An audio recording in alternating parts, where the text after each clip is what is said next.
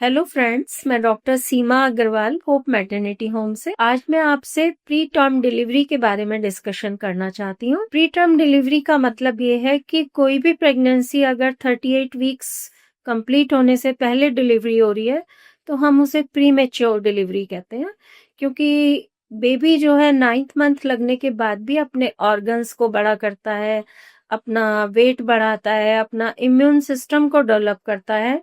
तो कई बार लोग सोचते हैं कि एक बार 9th मंथ लग गया है तो डिलीवरी हो सकती है, लेकिन ऐसा नहीं है। और अप्रोक्सीमेटली एवरी डे हमारे पास कोई ना कोई पेशेंट फॉल्स लेबर में आता है।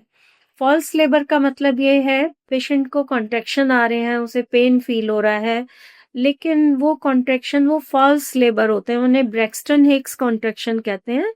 और वो सिंपल रिलैक्सेंट से या पेशेंट को मोशन होने से एनीमा से बंद हो जाते हैं। फॉल्स लेबर में या तो घर वाले बहुत ज्यादा वरीड हो जाते हैं कि जल्दी से हमारा पेशेंट एडमिट करो, डिलीवरी कराओ, वरना हमारे बेबी को कुछ हो जाएगा। अगर हम प्री मेच्योर डिलीवरी कर रहे हैं and there is no real risk, तो आपको ये समझना होगा कि प्री मेच्योरिटी अपने आप में एक रिस्क है। अगर कोई भी बच्चा प्री टर्म डिलीवरी उसकी हो रही है तो कुछ इमीडिएट रिस्क होते हैं। बच्चे को रेस्पिरेटरी डिस्ट्रेस सिंड्रोम हो जाए, वो ढंग से ब्रीदिंग ना कर पाए।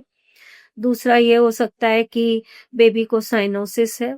तीसरे भाई उसका वेट तो कम होना ही होना है जब बच्चा प्री मेच्योर है।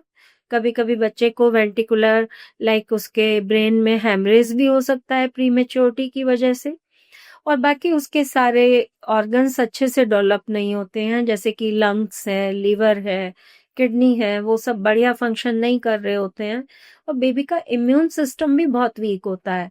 तो प्री मेच्योर बेबी ना तो फीड ठीक से कर पाता है, वो किसी भी इन्फेक्शन को बहुत जल्दी कैच कर लेता है। तभी प्री मेच्योरिटी प्रिवेंट कर सकते हैं, उसे प्रिवेंट करना चाहिए, क्योंकि प्री मेच्योरिटी के किसी फैमिली पे, मदर पे, फादर पे बहुत सारे इम्प्लीकेशंस होते हैं। जैसे कि बेबी नर्सरी में रहेगा, बेबी वीक होगा, और उसका फाइनेंशियल इम्प्लीकेशंस भी बहुत ज्यादा हैं। जितने दिन बेबी नर्सरी में रहेगा, कभी कभी बच्चे को वेंटिलेटर पे भी रखना पड़ सकता है, तो वो आपको बहुत बड़ा फाइनेंशियल एक्स्ट्रा बर्डन साबित हो जाएगा।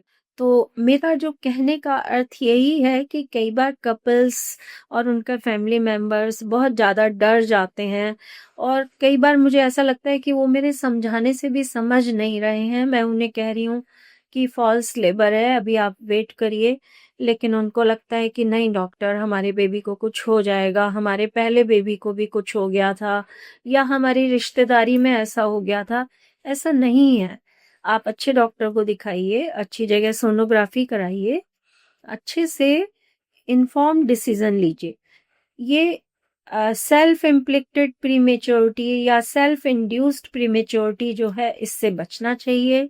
बेबी फुल टर्म पे डिलीवर होना चाहिए, क्योंकि प्रीमेच्योर बच्चों को कई बार अपने जो उनके साथ के दूसरे बच्चे फुल टर्म पे हुए हैं उनके बराबर ग्रोथ कैच करते करते 1 to 5 years भी लग सकते हैं।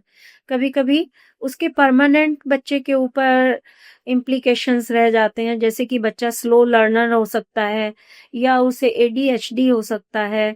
कई बार ऐसे प्रीमेच्योर बच्चों में diabetes, hypertension, heart disease type long run में स्टडी किया जाए तो इनके इंसिडेंसेस भी ज्यादा होते हैं। प्रेगनेंसी को 38 वीक्स तक पहुंचाने की कोशिश करनी चाहिए।